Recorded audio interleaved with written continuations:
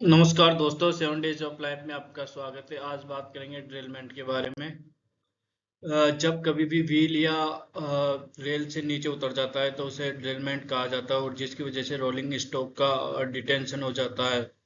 और जो ड्रिलमेंट होता है वो मुख्य रूप से दो तरह के होते हैं। एक सडन ड्रिलमेंट होता है, जब इंस्टेंट व्हील रेल से उतर जाता है तो उसे सडन ड्रिलमेंट कहा जाता है। और ग्रेजुअल ड्रिलमेंट वो होता है जब जो व्हील की फ्लेंज है वो धीरे धीरे रेल पे आ जाती है, तो उसे ग्रेजुअल ड्रिलमेंट कहा जाता है।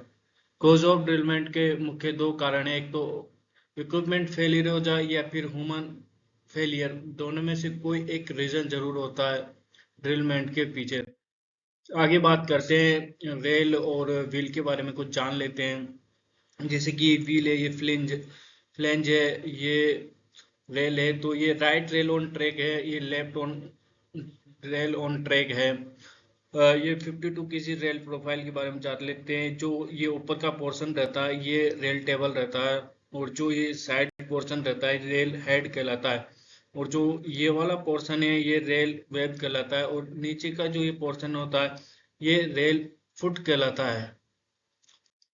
आगे नडाल फॉर्मूला, जिसे ड्रिलमेंट मैकेनिज्म भी कहा जाता है, तो इसके बारे में बात कर लेंगे। जैसा कि आप देख रहे हो, ये जो वर्टिकल फोर्स लगता है ये वाला, ये व्हील लोड रहता है। और जो ये हॉरिजॉन्टल रहता है ये लेटरल फोर्स रहता है। तो और इन दोनों के बीच में एक नॉर्मल रिएक्शन आर काम करता है। तो इसके जो इधर आगे बढ़ाएंगे तो ये इसके साथ बीटा एंगल बनाएगा, और यहाँ पे रहेगा 90 माइनस बीटा। और जो फोर्स रहता है वो म्यू नॉट आर रहता है। जो म्यू रहता है फ्रिक्शन रहता है।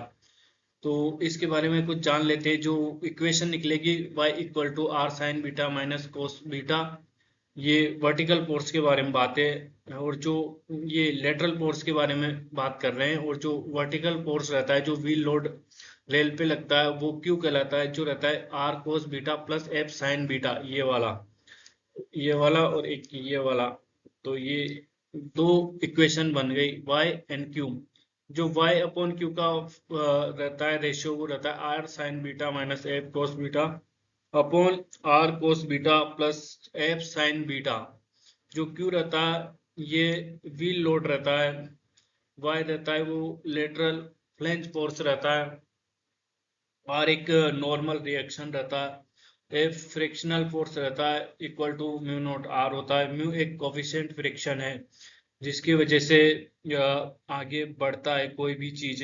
आपका अगर फ्रिक्शन जीरो कर दिया जाएगा तो आप आगे नहीं बढ़ पाओगे, इसलिए कुछ ना कुछ फ्रिक्शन होना जरूरी है आपके मूवमेंट के लिए। आगे जब इसमें साइन बीटा का से डिवाइड करेंगे तो ये इक्वेशन बन जाती है y upon Q equal to tan beta minus mu upon one plus mu tan beta. ये जो फॉर्मूला दिया गया था नडाल ने वो 1908 में दिया गया था। तो जो भारत में ट्रेन का जो संचालन स्टार्ट हुआ था वो 1853 में हुआ था, मुंबई से थाने 34 किलोमीटर की दूरी तय की थी। जो y अपॉन क्यू रेशो है ये ड्रिलमेंट कोफिशिएंट कहलाता है। जो मेजोरिटी ऑफ व्हील का जो एंगल रहता है रेल के साथ वो 68 डिग्री रहता है, और जो फ्रिक्शन रहता है वो 0.25 रहता है।